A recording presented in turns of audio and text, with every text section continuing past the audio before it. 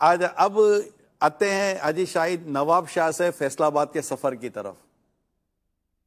جی حضور. کیسے ہوا؟ اس میں مین کس کا کردار تھا؟ آپ کیسے آئے؟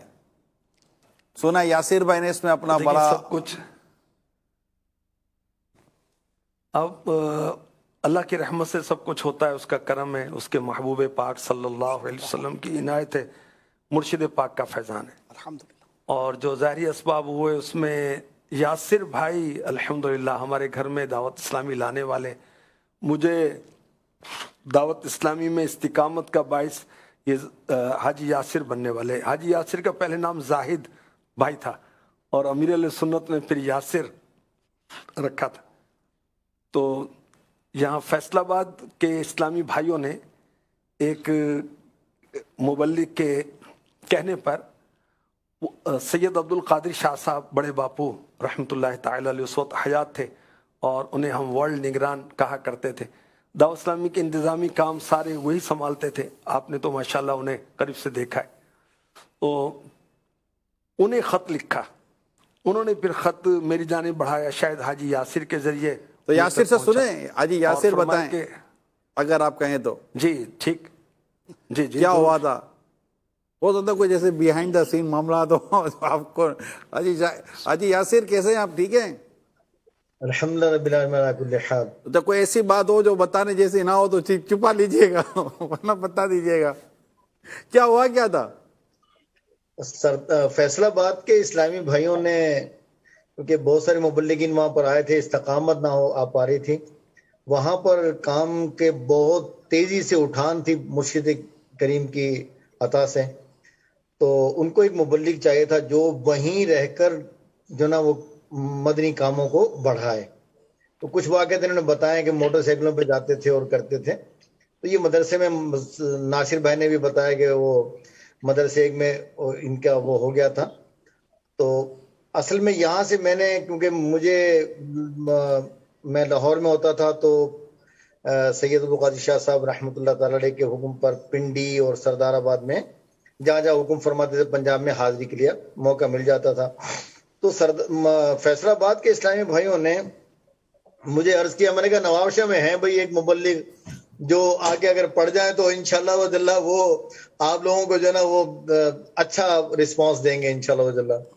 تو پھر حاجی شاہ جس طرح فرما رہے ہیں کہ سید عبدالقادر شاہ صاحب رحمۃ اللہ علیہ کو انہوں نے خط لکھا، تو وہاں سے پھر جو نا وہ اپروول آ گئی کہ ہاں ٹھیک ہے ان کو لے جاتے ہیں. اب گھر میں جو ہے نا وہ کچھ معاملات تھے کہ بھئی ان کو جو نا کس طرح بھیج دیں گے، یہ کیسے چلے جائیں گے وہاں پر.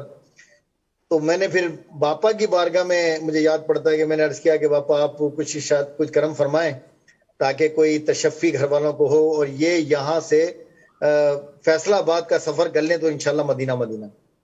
تو الحمدللہ امیر علیہ سنت نے پہلے بھی خطوط وغیرہ امیر علیہ سنت کے آتے رہتے تھے امی جان کو، کیونکہ چاروں بھائی پانچوں بھائی ہم جو نا اپنے مدنی کاموں میں گھر سے تقریباً باہر رہتے تھے. تو امیر علیہ سنت الحمدللہ والدہ صاحبہ رحمۃ اللہ تعالی علیہ کو ایک مکتوب لکھا. تو اس میں امی جان کو دلاسا دیا کہ انشاءاللہ آپ کے لیے سرمایہ آخرت ہے. اور آپ واقعی، میں نے بھی امی جان کو اس خط کی روشنی میں عرض کیا، امی جان دیکھیں کہ میرے والد صاحب کے لیے اگر میری والد صاحب کی قبر سے آپ پوچھیں کہ اس خط کی روشنی میں کہ ان کے فیصل آباد جانے میں میرے والد صاحب کس قدر راضی ہوں گے، ان کو کس قدر راحتیں قبر میں ملیں گی کہ ایک دینی کام کے لیے، مدنی کاموں کے لیے یہ وہاں چلے جائیں گے. آپ کے لیے سعادت ہے. دیکھیں پیر صاحب نے آپ کو خط لکھا ہے اور آپ کو تشفی دی ہے کہ انشاءاللہ خیر ہوگی. تو الحمدللہ یوں امی جان راضی ہو گئیں اور حاجی شاہد سردار آباد میں فیصل آباد میں الحمدللہ تشریف لے گئے. اور پھر جس طرح انہوں نے زندگی وہاں گزاری ہے وہ تو آپ نے سن لیا موٹر سائیکلوں پر. اور میں نے ان کے کچھ مشورے اٹینڈ کیے ہیں فجر کے بعد، جو ارشاد فرمایا نا تہجد سے لے کر اور یہ اشراق چاش تک، اور اس کے بعد مدنی مشورہ اس حلقہ اس ایریا کا پھر یہ فرماتے تھے. اور یوں کر کے جو نا وہاں کے معاملات کو ترکیب بنتی تھی الحمدللہ. اور یوں روزانہ کا روٹین تھی، یہ نہیں کہ ایک دن، روزانہ کی روٹین تھی، اور روزانہ یہ علاقوں میں جا جا کے مشورے اور پورا جدول ہوتا تھا ان کا. اللہ تبارک و تعالی بس جس طرح نے استقامت سے وہاں مدنی کام کیے ہیں، اور ایکسیڈنٹل پوزیشن بھی آتی تھی ایسی کہ کسی کا تحفہ وصول نہ کرنا، تحفہ دیا تو اس کے ساتھ کچھ اور ملا کے اسی کو واپس پہنچا دیا.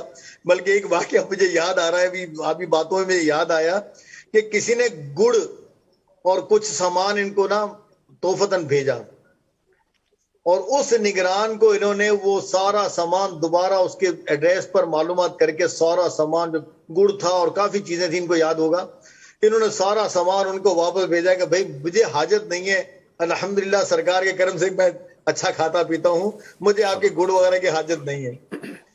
تو یوں بھی ان کا یہ ماشاء اللہ یہ دعوت اسلامی کی سوچ بنی ہوئی ہے، ہمارے ذمہ داران کو سوچ دی گئی. امیر سنت کی کتاب آداب طعام میں تحفہ اور رشوت کا ایک پورا چیپٹر ہے. تو اس میں پھر اس کی تفصیل عوام ملے گی، تاکہ ناظرین کو ایسا نہ لگے کہ یار یہ تحفہ واپس کر دیا، کہ کون کس سے تحفہ لے سکتا ہے، کون کس سے تحفہ نہیں لے سکتا. تو یہ ایک ذہن ہمیں دیا گیا ہے. تو اپنے ماتحت سے تحفہ لینے نہ لینے کے تعلق سے اس میں تفصیل موجود ہے. اب یاسر بھائی کی باتیں چل رہی تھی، یاسر بھائی کو 2 شعر تو سنا دیں. بسم اللہ الرحمن الرحیم وصلی اللہ علی محمد وعلیہ صلی اللہ علیہ وسلم. صلاۃ والسلام علیک یا سیدی یا رسول اللہ. میں جو یوں مدینے جاتا تو کچھ اور بات ہوتی، میں جو یوں مدینے جاتا تو کچھ اور بات ہوتی، کبھی لوٹ کر نہ آتا تو کچھ اور بات ہوتی.